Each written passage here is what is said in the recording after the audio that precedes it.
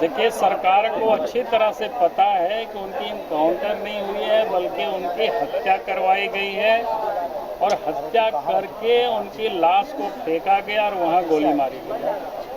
और इसीलिए मैंने पहले भी कहा, जब सदन अंदर जा रहे थे उस वक्त भी मैंने कहा था कि उस दिन उस स्थान तक न प्रेस वालों को पहुंचने दिया, न परिवार के लोगों को पहुंचने दिया, न गांव के लोगों को पहुंचने दिया। बाद में जब उस स्थान पर लोग पहुंचे तो कहीं खून की धब्बे कहीं दिखाई नहीं पड़े। अगर जिस भी किसी व्यक्ति को गोली मारा जाता है वहीं गिरते हैं तो ब्लड भी वहां गिरा पसरा हुआ होता है।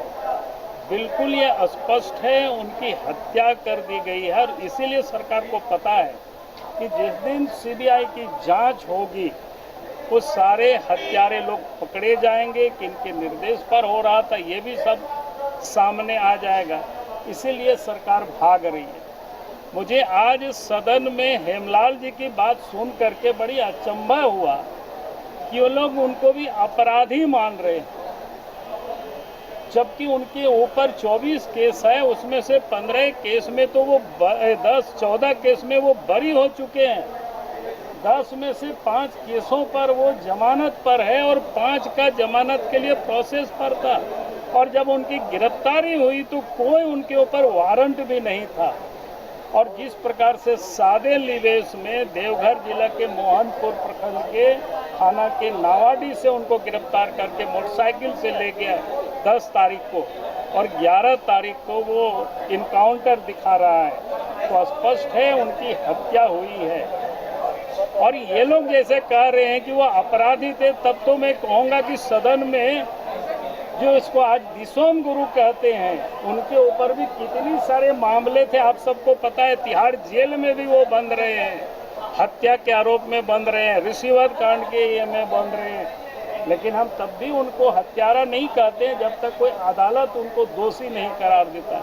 अगर अदालत किसी को क्लीन चिट देता है तो आदमी मानता है कि इनको फंसाया गया था, लेकिन आज उनको सजा नहीं हुई है, अदालत ने उनको दोषी करार नहीं दिया है। और उसके बाद सदन के अंदर अगर विधायक कहता है कि वो अपराधी थे, तो मैं समझता हूं कि जानबूझ करके आदिवासी नौजवान जो गांव गरीबों के हक के लिए जो लड़ाई लड़ते हैं उनको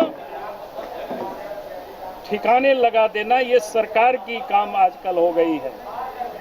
दूसरा, एक और देखे कि सदन में वो गलत वो भी कह रहे थे कि भाई नगड़ी की जमीन को अधिग्रहण किया। मैंने सवेरे भी कहा था भाई 56-57 में जब जमीन की एक्वायर हो रही थी बिरसा कृषि विश्वविद्यालय के लिए, उस समय भी नगड़ी के लोगों ने उसका विरोध किया था, अपोज किया, नहीं लेने दिया था। और उस समय राज्य के, उस समय बिहार के जो तत्कालीन मुख्यमंत्री थे, जमीन पर आकर के देखा कि हाँ ये खेती की जमीन है, और उन्होंने एक्वायर करने से इनकार किया और बताया लोगों को कि भाई आप अपना खेती बाड़ी करो। और लगातार 2012 तक लोग रसीद काटते रहा, खेती बाड़ी करते रहा। 2012 से फिर सरकार की कुदृष्टि लगी थी, लेकिन 2012 में भी लोगों ने बचाया।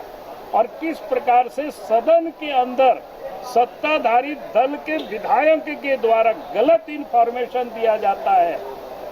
हम लोग इतना ही मांग करते हैं कि भाई उन किसानों की जमीन वापस कर दो। अब रिम्स तो कहीं भी बना लीजिए बंजर भूमि में, कहाँ दिक्कत है। झारखंड में कई एक मेडिकल कॉलेज है, पलामू में मेडिकल कॉलेज है, दुमका में मेडिकल कॉलेज है, हजारीबाग में मेडिकल कॉलेज बना हुआ है, पहले से एमजीएम मेडिकल कॉलेज है, पहले से पाटलिपुत्रा मेडिकल कॉलेज है, यहाँ पर रिम्स पहले से। उन सारे अस्पतालों को ठीक करिए, वहाँ डॉक्टर की बहाली करिए, वहाँ पर इलाज ठीक से हो ताकि लोग यहाँ नहीं आवे।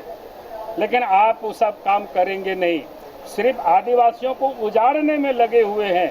अगर उस बात को लेकर के हम सब लोग यहाँ चाहते हैं कि भाई मुख्यमंत्री बतावे, तो उसको ये लोग चर्चा करना। जब हम लोग आवाज उठाते हैं, देख रहे होंगे सत्ताधारी दल के मंत्री तक बेल में आ जाते हैं, खड़े हो जाते हैं।